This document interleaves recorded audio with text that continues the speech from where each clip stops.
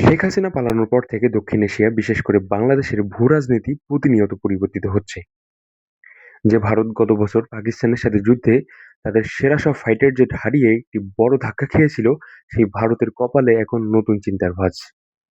আর এই চিন্তার কারণ হলো আমাদের ঢাকা। গত ১০ই মে পাকিস্তান বিমান বাহিনীর একটি উচ্চ পদস্থ প্রতিনিধি দল ঢাকায় পা রেখেছেন। এখন প্রশ্ন জেগেছে, কেন?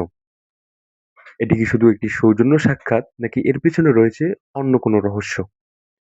পাকিস্তান কি বাংলাদেশকে এমন কিছু দিতে যাচ্ছে যা ভারতের ঘুম হারাম করে রেখেছে? আসুন বিশ্লেষণ করি। অনেকেই হয়তো জানেন না ৫ সদস্য বিশিষ্ট এই প্রতিনিধি দলের নেতৃত্বে কে আছেন। তিনি হচ্ছেন air vice marshal Aurangzeb Ahmed. কি নামটা শোনা শোনা লাগছে?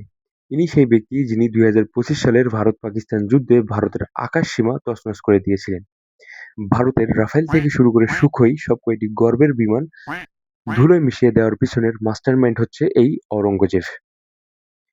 এই ব্যক্তিটি এখন ঢাকায় অবস্থান করছেন এবং বাংলাদেশ বিমান বাহিনীর হেডকোয়ার্টারে বসে বাংলাদেশের অফিসারদের সাথে মিটিং করছেন।